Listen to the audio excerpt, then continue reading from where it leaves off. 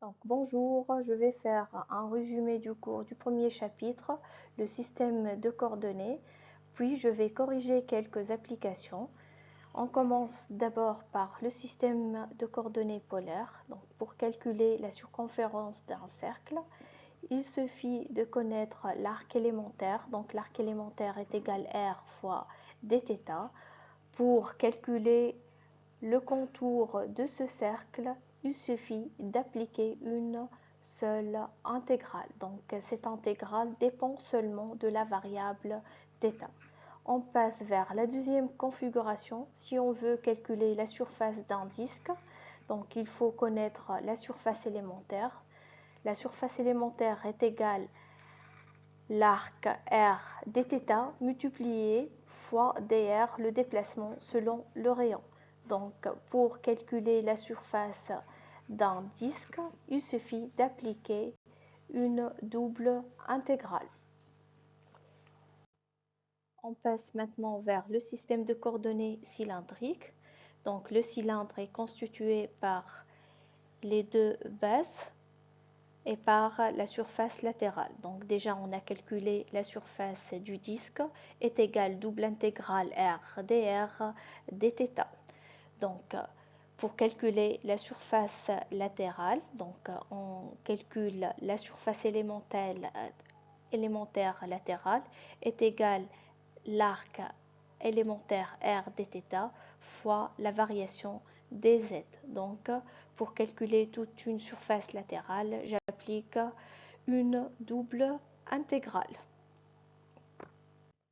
Pour calculer le volume de ce cylindre, donc on commence à calculer le volume élémentaire. Donc le volume élémentaire est égal la surface latérale R dθ fois dz multiplié fois la variation dr. Donc pour calculer le volume total, j'applique une triple intégrale.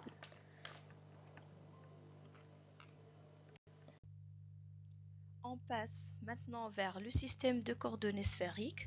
Pour calculer la surface élémentaire extérieure de cette sphère, on multiplie R dθ fois R sin θ dφ. Donc à partir de cette surface élémentaire, on peut calculer toute une surface extérieure. Donc cette surface extérieure est égale R au carré double intégrale sin θ dθ dφ. On met R au carré vers l'extérieur puisque le point M varie à l'extérieur de la surface de cette sphère.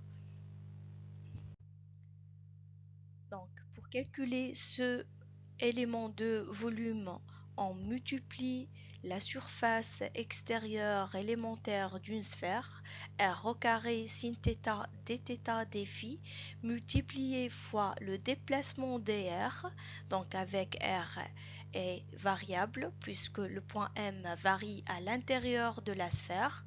Donc, pour calculer ce volume de cette sphère, j'applique une triple intégrale, donc triple intégrale R au carré dr sin θ dθ dφ. Donc à partir de cette expression, on peut calculer le volume de cette sphère. Donc, on passe à corriger quelques applications. Donc, on commence à calculer la circonférence d'un cercle de rayon grand R. Donc, à partir de cet arc élémentaire, on peut calculer le contour de ce cercle. Donc, pour calculer le contour, on applique l'intégrale de R dθ avec R est égal à une constante. Donc on met petit r à l'extérieur de l'intégrale. Θ varie entre 0 et 2π puisque c'est un cercle. Donc ici on obtient la circonférence est égale à 2π fois grand R. Donc maintenant, on passe à calculer la surface d'un disque de rayon grand R. Donc on sait bien que la surface élémentaire d'un disque est égale R dr dθ. Donc pour calculer toute une surface, on applique double intégrale. Donc on obtient double intégrale R dr dθ avec R varie entre 0 et grand R, θ varie entre 0 et 2π. Donc, primitive de R, ça donne R au carré sur 2. Primitive de 1, ça donne θ. Donc, on obtient donc est égal à pi fois R au carré. Donc, on utilise une deuxième méthode pour calculer la surface de ce disque. Donc, on commence d'abord à calculer la surface de cette couronne. Donc, pour calculer la surface de cette couronne, on multiplie R dθ avec θ varie entre 0 et 2π fois la variation dr. Donc, on obtient cette surface est égale à 2π r dr. Donc, pour calculer toute une surface d'un disque, donc on intègre R entre 0 et grand R. On obtient le même résultat que tout à l'heure. Donc, on passe maintenant vers l'application suivante. On veut calculer la surface latérale d'un cylindre de rayon grand R et de hauteur petit h. Donc, le cylindre est constitué par la surface latérale et par les deux bases, c'est-à-dire par deux disques. On sait bien comment calculer la surface d'un disque, puis on calcule la surface latérale d'un cylindre. Donc, pour calculer la surface latérale d'un cylindre, on applique double intégrale R dθ fois dz. On met petit r à l'extérieur de l'intégrale, puisque petit r est égal à une constante. Donc, avec θ varie entre 0 et 2π, puisque c'est un contour d'un cercle, et z varie entre 0 et petit h. Donc, puisque le cylindre est de hauteur petit h. Donc, on obtient la surface latérale est égale à 2πh fois grand R, puisque petit r est égal à grand R. On va utiliser une deuxième méthode pour calculer la surface latérale de ce cylindre.